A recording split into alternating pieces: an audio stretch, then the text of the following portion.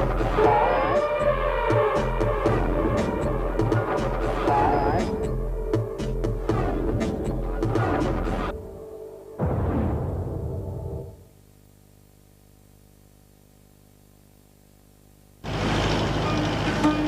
7 août 1880, Steamer Point, premier regard sur Aden.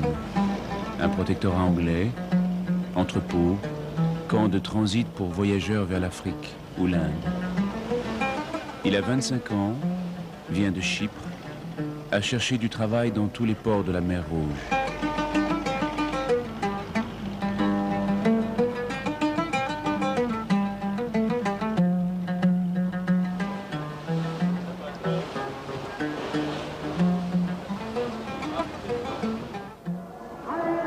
Aden, c'est 45 mois fractionnés en nombreux séjours sur les 11 dernières années de la vie de Rimbaud.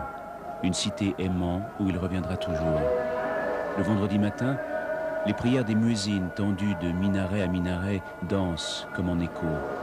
Cet affreux trou d'Aden où j'ai tant peiné, disait-il. Un roc affreux, un cratère de volcan éteint. Les parois empêchent l'air d'entrer. Nous rôtissons comme dans un four à chaud. Il faut bien être forcé pour s'employer dans des enfers pareils.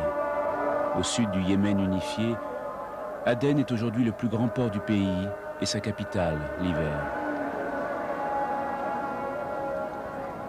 À Cratère, c'est le minaret décrit dans les mémoires d'Alfred Bardet qui permit de localiser le bâtiment de la société d'import-export à Arta Street, où Rimbaud fut employé. En ces lieux, la présence de Rimbaud apparaît concrète, quotidienne. Il dormait toujours à ciel ouvert, sur le balcon, enveloppé simplement d'une couverture. Contremaître parfois irascible, il donnait les ordres en arabe aux indiennes qui triaient le café à la main, qu'il fallait ensuite vérifier, peser, emballer entre ses murs.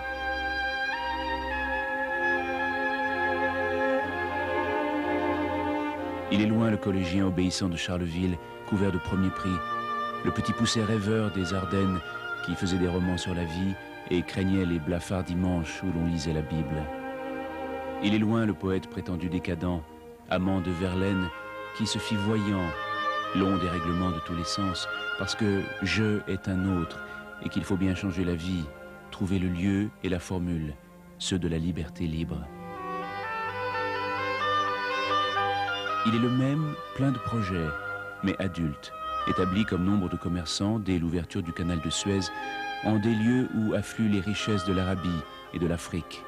Il veut amasser pendant quelques années un pécule suffisant pour plus tard en France devenir rentier. Il reste à Aden l'ambiance du quotidien, la chaleur et la transpiration du jour. L'on ne sait pas encore qui des voitures ou des dromadaires résiste le mieux.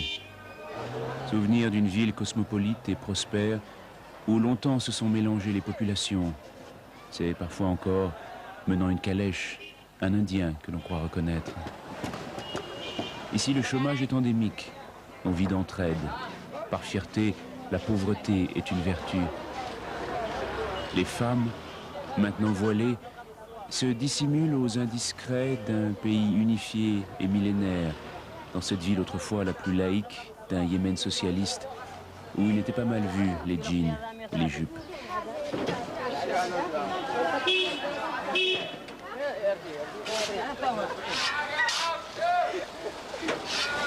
Il faut déambuler à 40 degrés au matin d'été, dans les souks ouverts et les boutiques le long des rues, où se mêlent les senteurs du musc, du jasmin, des piments.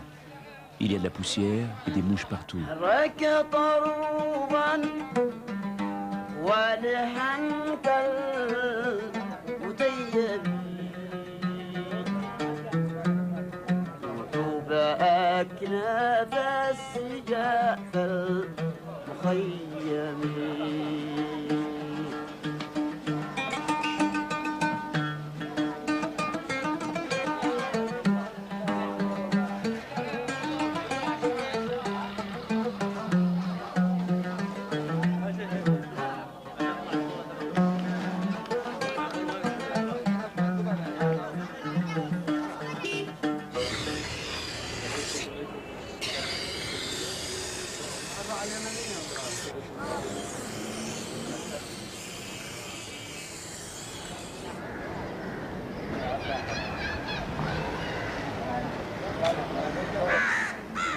Derrière les façades de style indien, qui se souvient d'un voyageur d'il y a un siècle?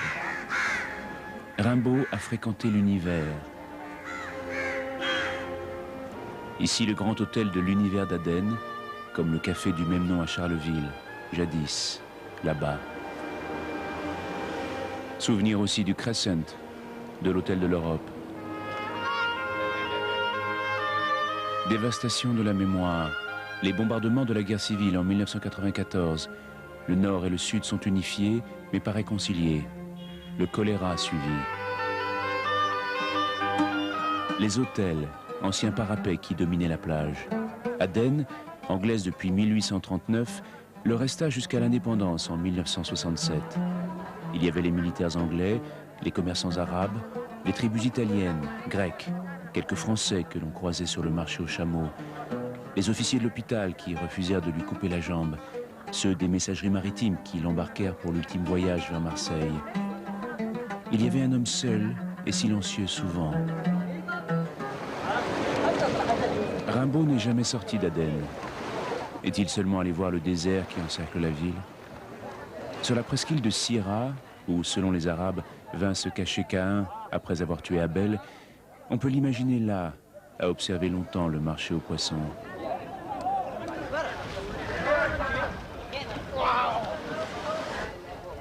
La littérature est loin. Si Rimbaud écrit maintenant, c'est à sa mère, et pendant 10 ans, presque toujours la même litanie. Ailleurs sera mieux qu'ici.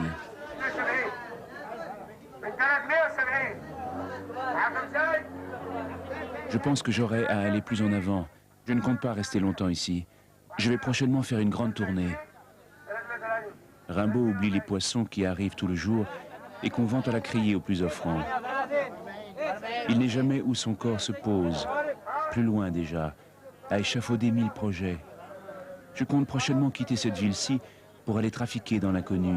Si ce jour est mauvais, il sera mieux demain. Inch'Allah.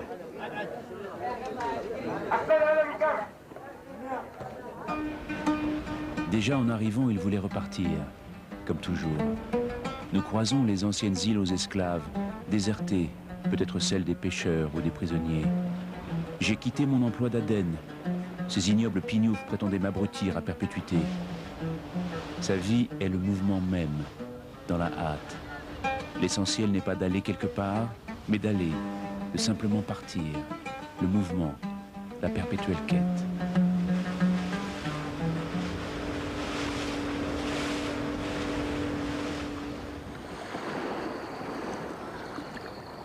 À l'aube de la mer Rouge, il faut franchir la porte des larmes pour accoster un autre continent, l'Afrique.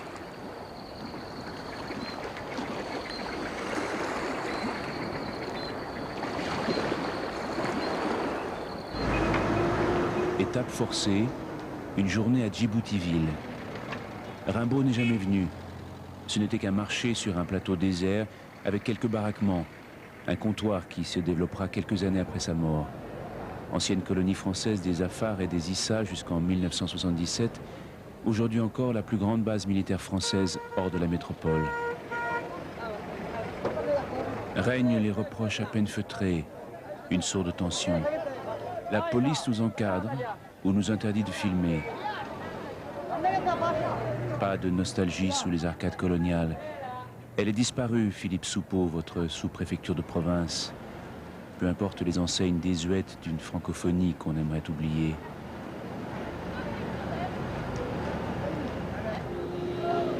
Pays pauvre et déboussolé entre tradition et envie d'un véritable modernisme, où des jeunes filles parfois si molles, pensant à leur sexe cousu, écoutant un Walkman. Et tous les midis, les rues se vident parce que le cat est arrivé d'Éthiopie.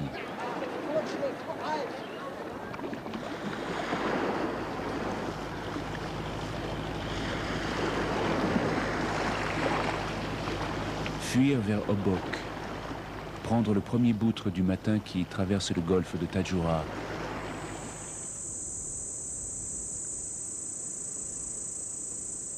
La vanité des colonies repose dans la fournaise du cimetière marin. Contemporain de Rimbaud, tombe sans nom, héros oublié. On vous offrait le silence absolu et pathétique. avec vue sur la mer.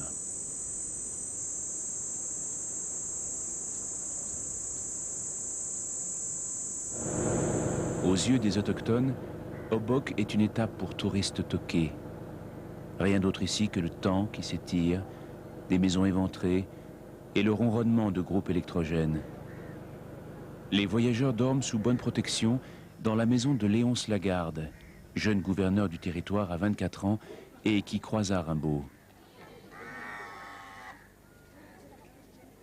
Avant même Djibouti, c'était le premier comptoir français. Un rocher cerné par le désert, la première marche vers les hauts plateaux fertiles d'Abyssinie, d'où partaient les caravanes commerciales vers le Shoah et le Harar. Rimbaud passa en mars 1883. Il y avait 800 âmes, quelques commerçants européens, Soleillet, Savouré, Borelli, Chefneux. Tous parlèrent à Rimbaud, souvent. Certains voyagèrent avec lui.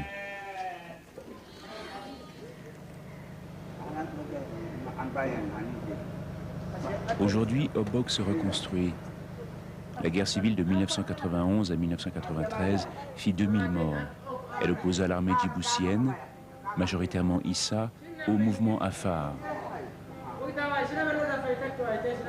Au bar, à la brise de mer, le temps est arrêté sur les rivages incandescents de la mer Rouge.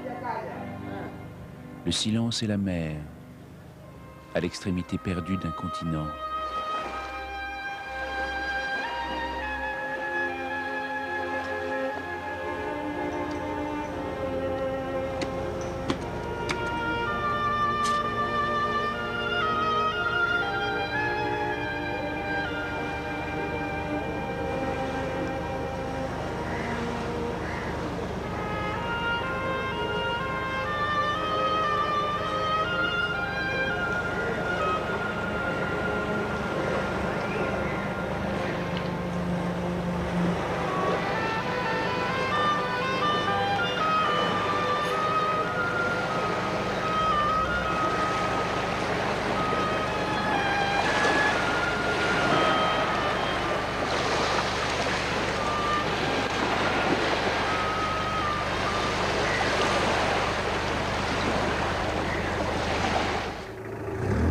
La grande route des dangers, la grande route par tous les temps.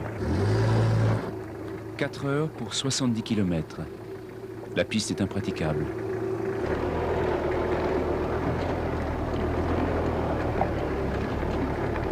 Chaque pierre doit être dégagée, chaque fissure envisagée. Interdiction absolue de sortir de la piste. Même à quelques mètres, les mines attendent.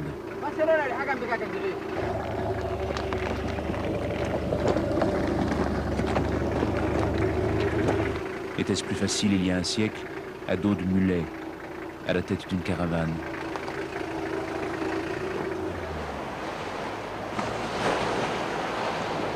Décembre 1885 commence pour Rimbaud un an d'attente au milieu de nulle part.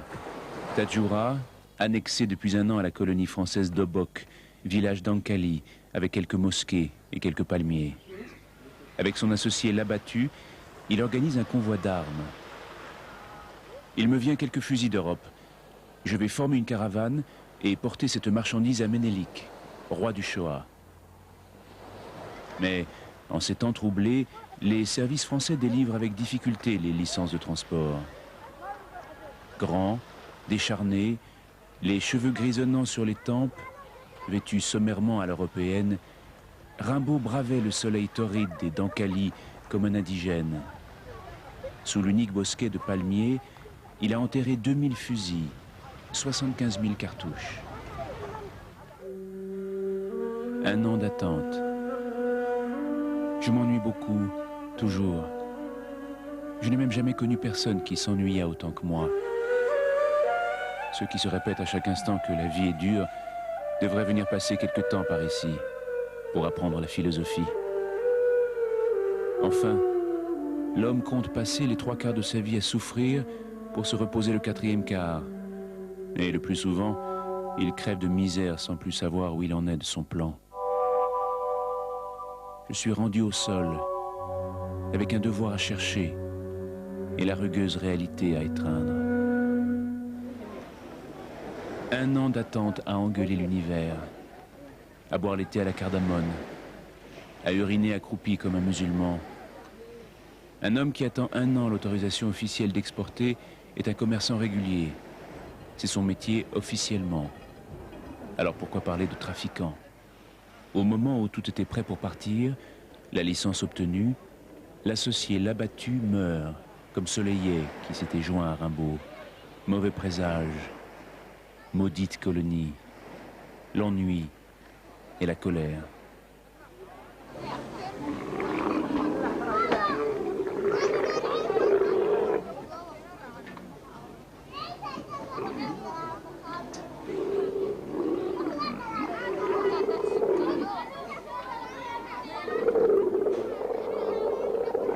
Décembre 1886, c'est le départ, un de plus. Il est vrai aussi que je vais faire une route terrible. D'ici au Shoah, c'est-à-dire de Tadjoura au Shoah, il y a une cinquantaine de jours de marche à cheval par des déserts brûlants. Notice à l'usage des immigrants.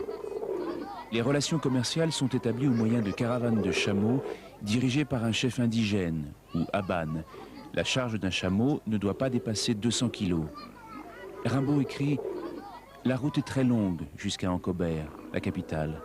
On ne passe qu'avec de grandes difficultés. Toutes les caravanes sont attaquées. Je ne dissimule pas les dangers. Je n'ignore pas les fatigues. »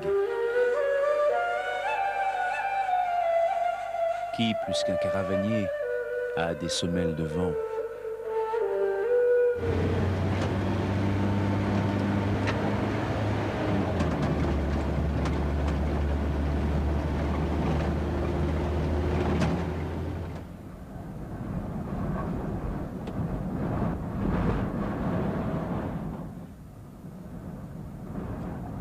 Le gouffre des démons. Imaginons la naissance d'un monde, l'aurore d'un autre millénaire, l'ancienne piste des caravanes, celle que suivit Rimbaud, celle qu'empruntèrent tant d'autres. Région des montagnes de basalte noir, territoire des volcans, le mont Sirayou, l'Ardoukoba. Ici, peu à peu, se forme un nouvel océan, région carrefour de 3 fissures de l'écorce terrestre, illustration grandeur nature de la tectonique des plaques, ultime trace du grand rift africain. Par des routes horribles rappelant l'horreur présumée des paysages lunaires, les caravanes descendent au lac Salé, écrit Rimbaud. Longue d'une quinzaine de kilomètres, la banquise de sel atteint par endroits une épaisseur de 2000 mètres. «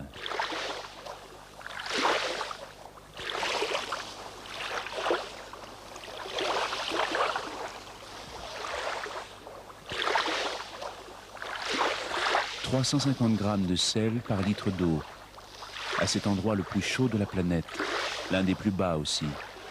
Nous sommes à 155 mètres au-dessous du niveau de la mer. Le sel du lac Assal, qu'une société devrait exploiter, est inaccessible et serait d'ailleurs invendable. C'est une flibusterie. Rimbaud n'y croyait pas. Il est fort à douter que les ventes couvrent les frais.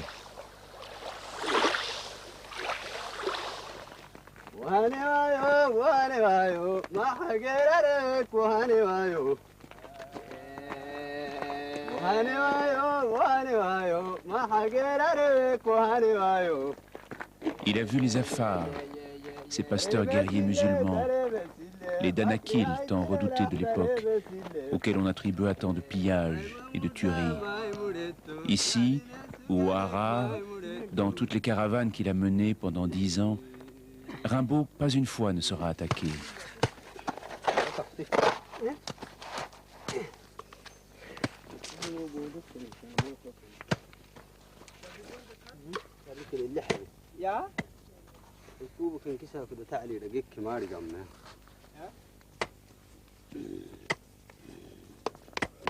Il les a vus, les mêmes gestes répétés depuis des siècles, en allant plus vite que le soleil, avant que la canicule ne s'abatte.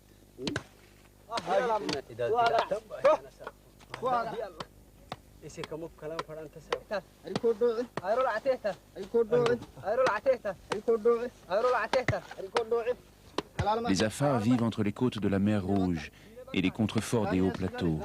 On est caravanier dès 12 ans. À 35 ans, on s'arrête. On est usé.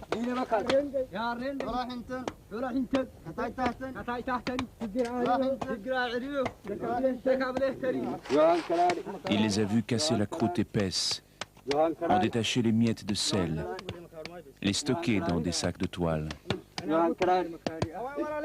Le sel, indispensable aux hommes et aux bêtes. Il les a vus dans la hâte porter les sacs de 25 kilos, battre les dromadaires avant que la lumière ne devienne aveuglante.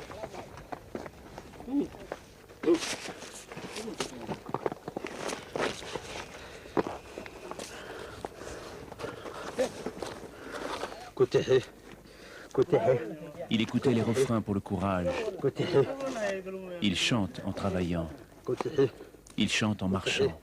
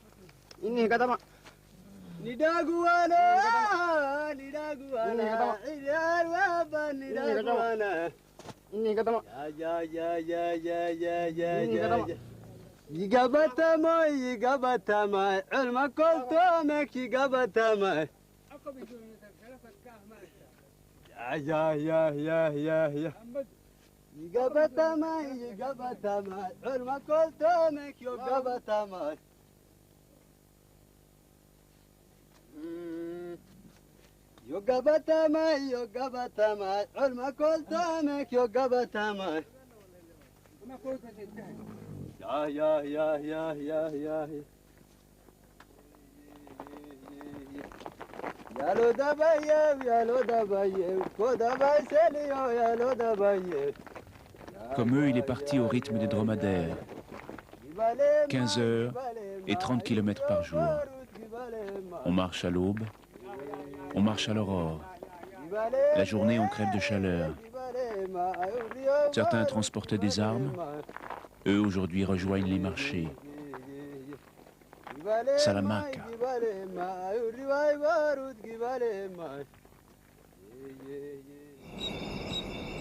L'appel des hauts plateaux d'Éthiopie à suivre l'ancienne caravane de Rimbaud.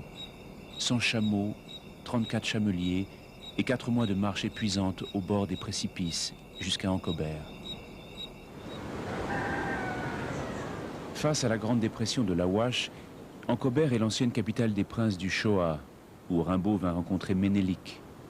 Le roi achète des armes à bon prix, disait-il. Mais il ne le trouva pas ce 6 février 1887. Le roi était occupé à guerroyer, à conquérir le Harar, pour bientôt unifier l'Éthiopie. Restent ces quelques pierres de l'ancien guébi royal, le palais du Négus, cité princière maintenant oubliée.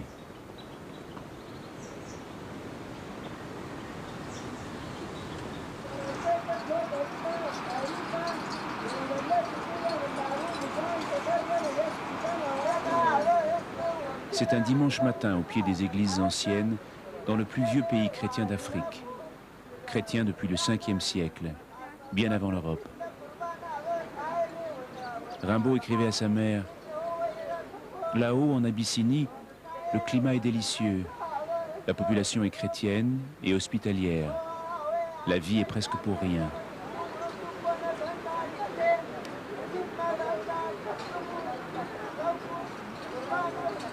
Aujourd'hui, le village se regroupe. Un enfant est mort il y a 2 jours. C'est le temps du deuil.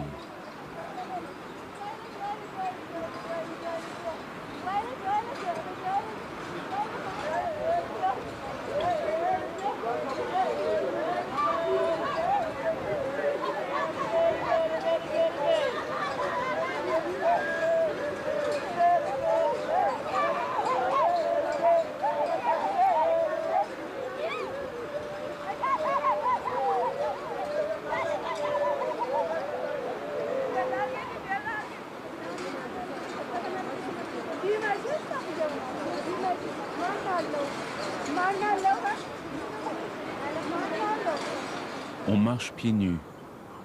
Les femmes rejoignent le village à 2900 mètres d'altitude. Un dimanche matin est pareil à un autre sur la place du village. Petites habitudes de nécessité, menus déplacements de hasard. La vie s'écoule, sédentaire.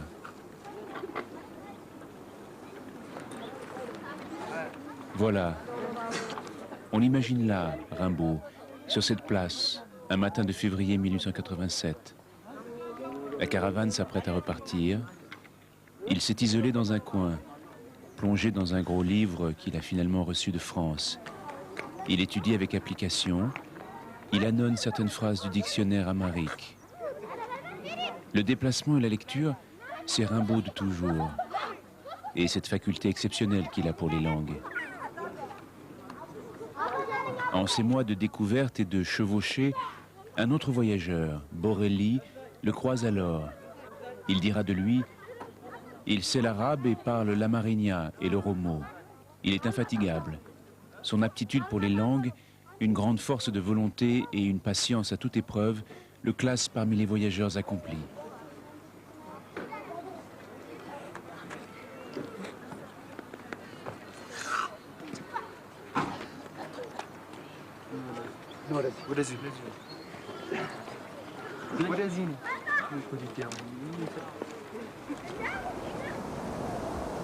Le toit de l'Afrique, le long de la Grande Dépression. Nous continuons la route des hauts plateaux, pays des Amaras et des bergers. Le monde est très grand et plein de contrées magnifiques que l'existence de 1000 hommes ne suffirait pas à visiter.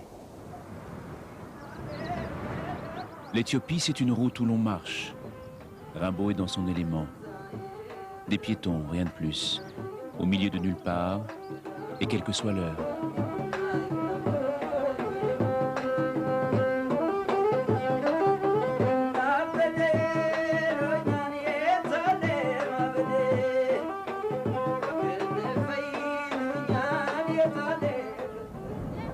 Les Amaras sont des agriculteurs sédentaires.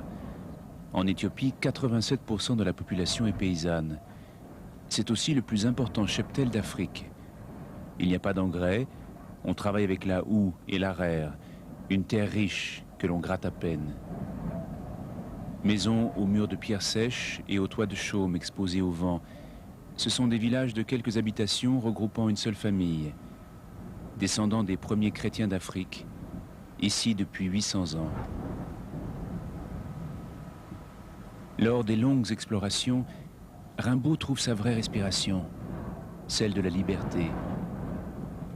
Ne comptez pas que mon humeur deviendrait moins vagabonde. Au contraire, si j'avais le moyen de voyager sans être forcé de séjourner pour travailler et gagner l'existence, on ne me verrait pas 2 mois à la même place. Pour vivre toujours en un même lieu, je trouverais toujours cela très malheureux. Les Amaras des hauts plateaux ont su résister. Les enfants apprennent en observant. Les mères ramassent les bouses séchées, bien meilleur combustible que le bois. Les traditions ancestrales régissent la vie comme la couleur des vêtements.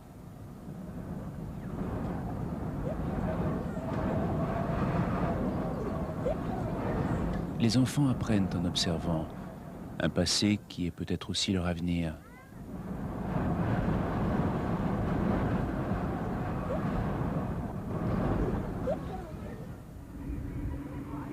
La caravane de Rimbaud pour livrer les fusils doit maintenant rejoindre Entoto, la capitale de l'empire unifié de Ménélik.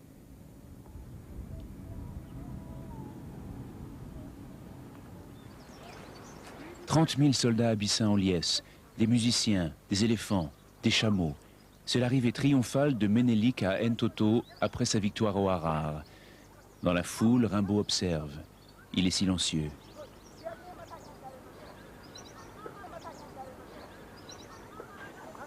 La route de la victoire au mur d'eucalyptus, c'est maintenant les femmes courbant sous les lourds fagots qui l'empruntent tous les jours vers les marchés de la grande ville.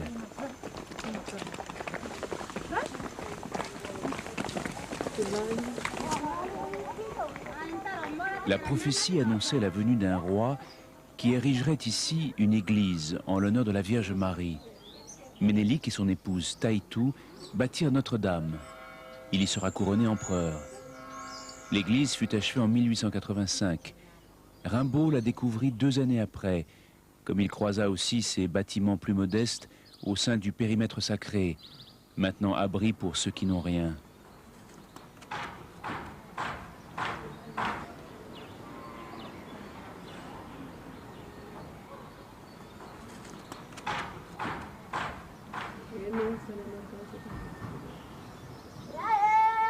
C'est le champ de la folie qui nous accueille dans l'ancien palais de Ménélik.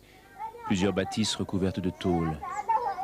C'est quelque part entre ces murs que Rimbaud et Ménélik parlementèrent, que Ménélik plus malin l'obligea à lui céder les fusils à des conditions désastreuses. « Mon affaire a très mal tourné, dit-il, et j'ai craint quelque temps de redescendre sans un thaler. Je sors de l'affaire avec très peu de choses. » Ainsi, c'est presque 2 années de gâchis pour le commerce, mais pour l'aventure, l'exploration, il veut continuer. Il obtient l'autorisation du Négus d'aller au Harar, chercher l'argent des fusils par la route du roi, inconnue de tous les Occidentaux. San Raguel est l'autre église d'Entoto, centre d'enseignement du Kéné, poésie religieuse, des psaumes, des chants liturgiques. Ménélik s'adressait au peuple depuis ce balcon.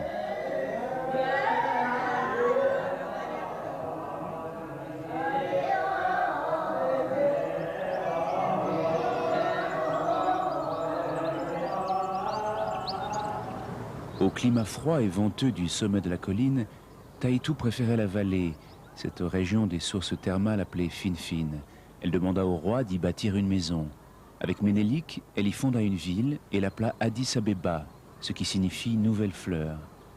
Une ville avec des arbres partout, un jardin baigné d'eucalyptus, ces plantes importées d'Australie parce qu'elles poussent vite et que le bois manquait. Pour rejoindre la route du Harar, il nous faut traverser la grande ville, aller vers l'est. On longe les quartiers populaires des faubourgs où la tôle prédomine. Misérables maisonnettes entourées de palissades envahies de boue à la saison des pluies. Le premier contact, quartier de Mercato, le plus grand marché d'Afrique. La ville est surpeuplée, les trottoirs encombrés. Addis, une des plus grandes cités d'Afrique. 3, 4, 5 millions d'habitants, on ne sait pas. La ville est un peu violente pour les Occidentaux. On ne s'y sent pas à l'aise, toujours sur ses gardes. La tension est réelle, même si les causes ne sont pas visibles. Le lion de Juda, symbole des descendants du roi Salomon, veille sur l'artère principale au trafic saturé, Churchill Avenue, qui mène à l'hôtel de ville. C'est le quartier des affaires, des ministères. Si l'on songe à Rimbaud, c'est aux abords de la gare, même s'il passa ici au milieu des champs. La ville n'existait pas alors. Le Suisse Alfred Hilg, longtemps conseiller de Ménélik, fut l'un des premiers à envisager la création du chemin de fer. Le polytechnicien de Zurich et l'ancien poète s'entendaient bien. Ils eurent une longue correspondance. La langue officielle des trains est le français, parce qu'ils construisirent le chemin de fer au début du siècle. Un train par jour, toujours en retard. Sans argent, on répare chaque pièce ancienne avec la plus grande minutie. Il y a aussi des secrets dans les hangars. Les plaques dorées qui ornaient le train du roi des rois, l'empereur Haïlé Sélassié, le Négus, descendant de Salomon, selon la légende. Il y a aussi des musées cachés qui racontent l'histoire des trains de la compagnie franco-éthiopienne.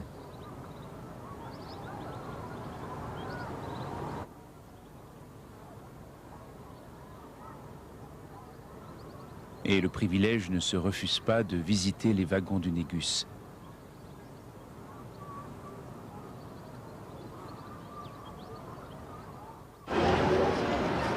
La plupart des gens se rendent à pied aux différents endroits de la ville. Les piétons s'assoient et se reposent un peu partout. Exode rural, chômage. De nombreux sans-abri dorment sur les trottoirs. Les petits boulots se multiplient. On s'habitue peu à peu à cette ville stressée qui est perchée à plus de 2500 mètres d'altitude. On aimerait pouvoir flâner longtemps dans les quartiers populaires.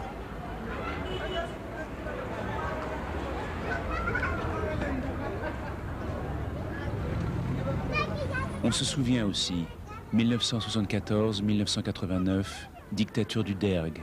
Combien de morts ici, combien d'affamés. Les grands porches métalliques, porte-slogan d'un communisme sanglant, sont toujours debout pour ne pas oublier Mengistu. Nous sommes à l'est de la ville, la route qui mène vers le Harar. Pour Rimbaud, c'est l'inconnu qui commence. Des paysages alors jamais vus, qu'en occidental, il explora le premier.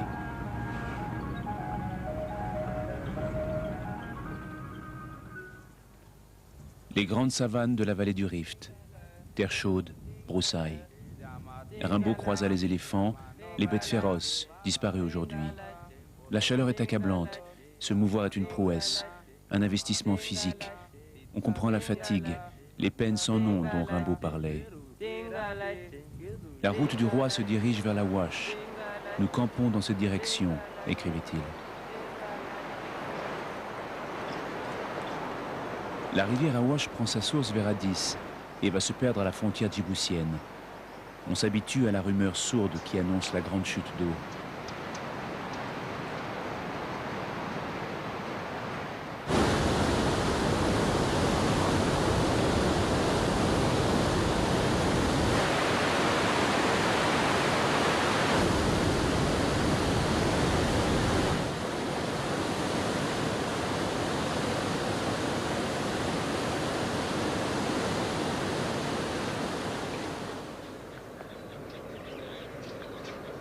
Toute la région des deux côtés de la Wash, à 2 jours et demi, se nomme Karayon, écrivait Rimbaud. Les Kéréyous forment une tribu semi-nomade que l'on croise parfois à l'heure où les bêtes s'abreuvent. Rimbaud a vu la fierté et l'élégance des Kéréyous.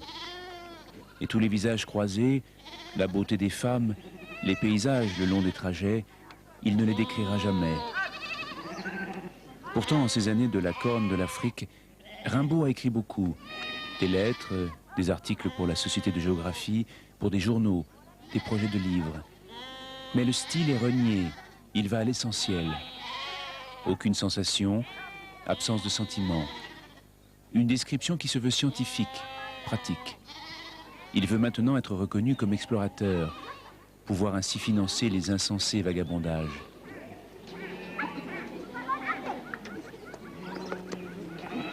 Rivière matrice de la vie. Les femmes Kéréyous emplissent d'eau les panses étanches des bêtes.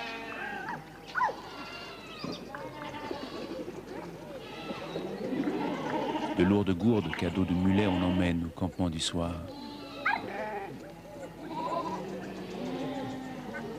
Ce qu'il a vu est dans le silence.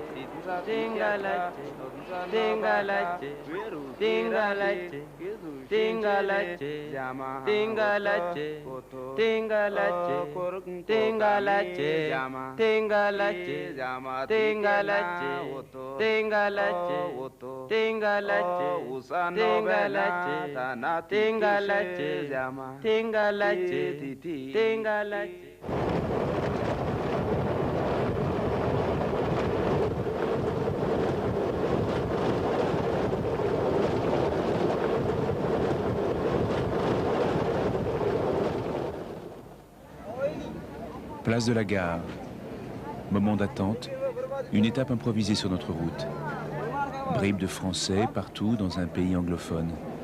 Cette ville a poussé comme un champignon avec le chemin de fer. L'écriture ici est belle comme une peinture. Mais toutes les écritures du monde vendent la même chose. On observe le ballet des taxis bleus un matin de la deuxième ville du pays. Seule la peinture est neuve. C'est le ballet des rafistolés, des défoncés, des sans phare, des pas chers, des où tu veux, des combien d'abord, qui tournent, qui tournent.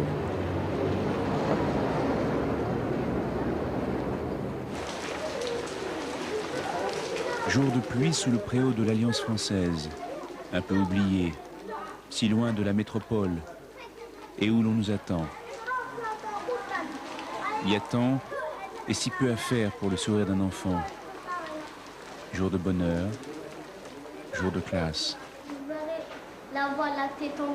À l'abri, c'est l'heure de la récitation. Apprennent-ils Ma Bohème ou Le Dormeur du Val? Avec les revers de ma cape, je ferai apparaître un lac. En les observant, on songe à Rimbaud aussi, qui voulait un fils. Que je passe le reste de ma vie à élever à mon idée, à orner et à armer de l'instruction la plus complète. Que je vois devenir un ingénieur renommé, un homme puissant et riche par la science. S'envole soudain de me mancher. Vous vérifiez la poule aux œufs d'autres, et bien d'autres encore choses.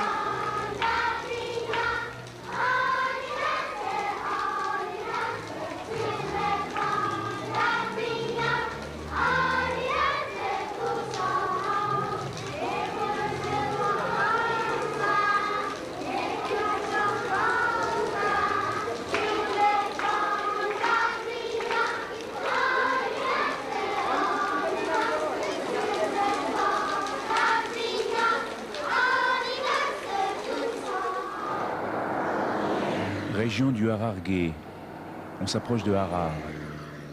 À perte de vue, les plantations de khat qui se mélangent à celles du café, café Harari, café Arabica. L'Abyssinie, c'est le pays des origines du café, pays du Bouna, la boisson nationale, le premier produit d'exportation aussi. Et les mains trient les graines comme Rimbaud les voyait.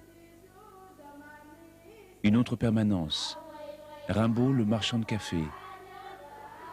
Ici, comme à Aden.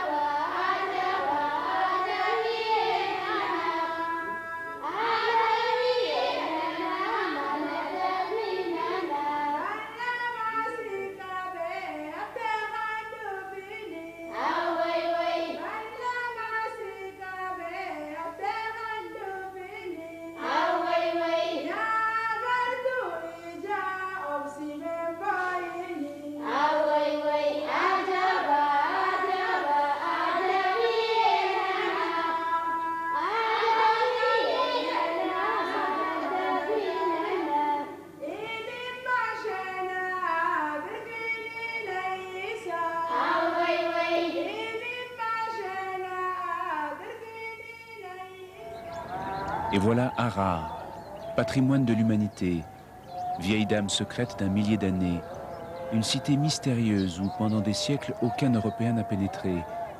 Rimbaud fut le 10e, paraît-il. Harar est la 4e ville sainte de l'islam. Dans l'entrelacement des ruelles, on aperçoit les toits arrondis des Koubas. On dit qu'il y a 99 mosquées, 300 sanctuaires. À la croisée des pistes, il y a un siècle, c'était le plus grand pôle marchand de la Corne de l'Afrique. Rimbaud écrivait à sa famille « Ici se trouvent notre agence et nos magasins. Les produits marchands du pays sont le café, l'ivoire, les peaux. On importe ici toutes les marchandises d'Europe par chameau. Il y a d'ailleurs beaucoup à faire dans ce pays. Je suis ici dans les galas. La vieille cité des hyènes qu'encercle la haute muraille où l'on pénètre par 5 portes, fermées longtemps du crépuscule à l'aurore.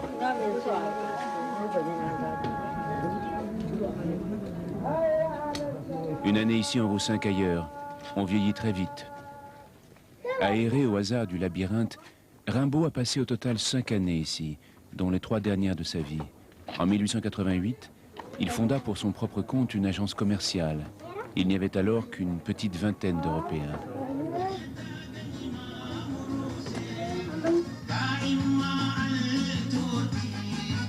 Les guides vous font pénétrer à l'intérieur des vieilles maisons Harari, des belles maisons riches où l'on vit, belles comme des boutiques un peu kitsch.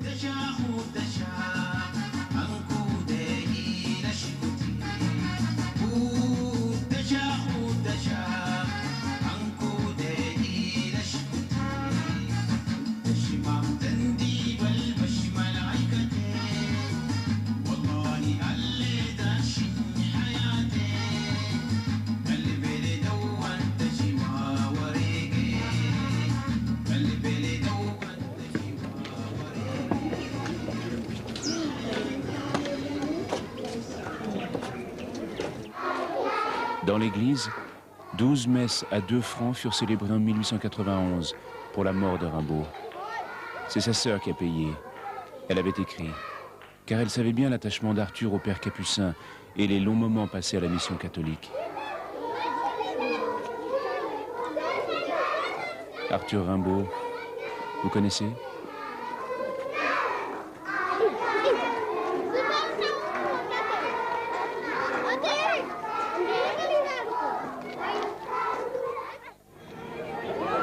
Les gens du Harar ne sont ni plus bêtes, ni plus canailles que les nègres blancs des pays dits civilisés. Je suis toujours fort occupé dans ce satané pays. Ce que je gagne n'est pas en proportion des tracas que j'ai. Je me porte bien, mais il me blanchit un cheveu par minute. En parlant de mariage, j'ai toujours voulu dire que j'entendais rester libre de voyager, de continuer à vivre en Afrique. Je suis tellement déshabitué du climat de l'Europe que je m'y remettrai difficilement.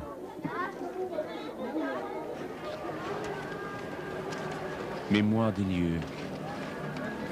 On aimerait s'arrêter ici, boire une bière bédélée, se laisser appeler Farenji, et oublier nos guides, leur thématique d'un danger peut-être fondé, la sécurité, le banditisme, les rébellions dont nous serions une cible idéale, blancs avec une caméra. C'est entre ces murs, maintenant d'un café Taïbet, que Bardet avait créé une succursale. C'est entre ces murs que Rimbaud organisait les expéditions commerciales et les nombreuses caravanes vers la côte. Harar d'alors, ville tant convoitée par les Égyptiens, les Anglais, les Italiens, et que Ménélique préserverait. Je fais venir en ce moment de Lyon un appareil photographique et je rapporterai des vues de ces régions inconnues. Tout cela est devenu blanc à cause des mauvaises eaux qui me servent à laver. Ce sont des photos de moi-même par moi-même. Ceci est seulement pour vous rappeler ma figure.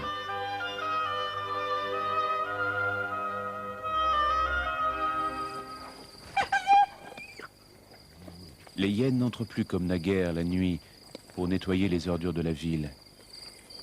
C'est au pied des remparts, pour quelques pièces et quelques spectateurs, que les charognards aux mâchoires puissantes se laissent servir un étrange festin. Ah.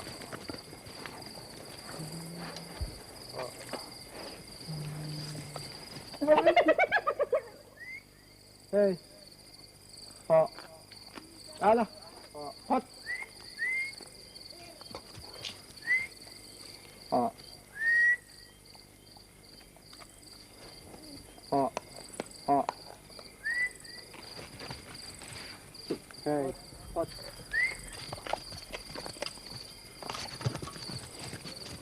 Amaria. Hey. Yalla. Yalla.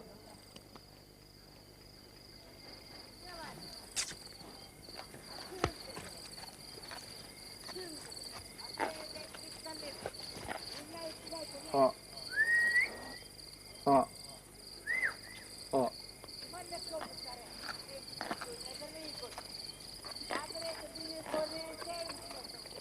Ah.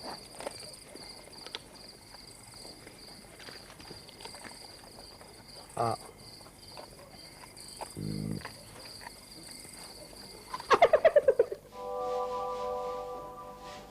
C'est une grande maison opulente que l'on a dite de Rimbaud, et qu'il ne connut pas. Un commerçant indien qui importait du tissu la fit construire bien des années après sa mort.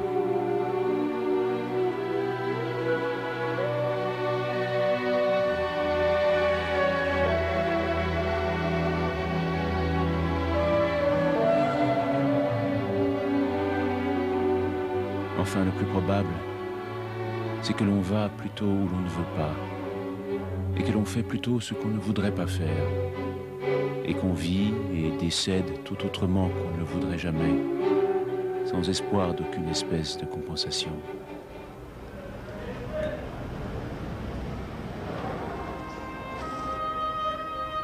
Une bâtisse simple et sans étage.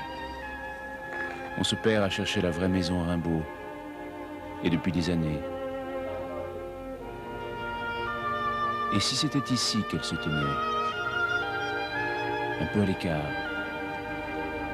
à quelques mètres de l'ancienne demeure du Ras Makonnen, gouverneur de Ménélik, avec lequel il s'entendait si bien.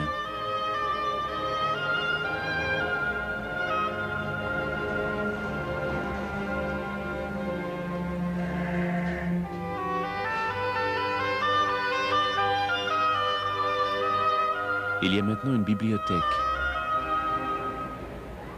C'est un signe. Là où passe Rimbaud, les livres demeurent, multiplicateurs de progrès.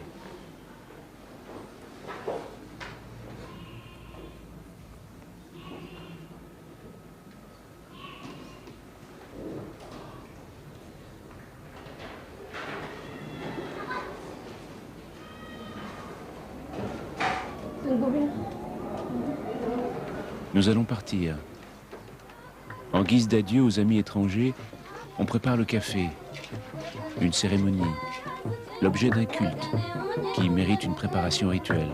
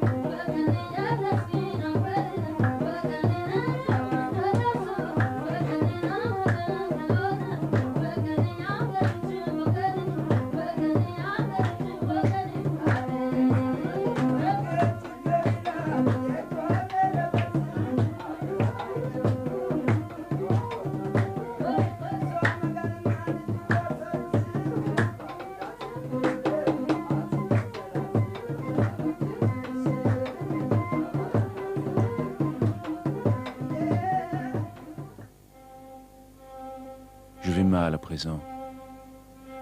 En quelques jours, je liquidai tout à perte. Je louai 16 nègres porteurs. Je fis fabriquer une civière recouverte d'une toile. 6 heures du matin, 7 avril 1891, porte de Falana, embouchure de la route pour Zeila. C'est le dernier regard sur Harar. Il faudra 12 jours pour rejoindre la côte, plus d'1 mois pour accoster Marseille. On lui coupa la jambe, il mourut après l'été. Il avait 37 ans.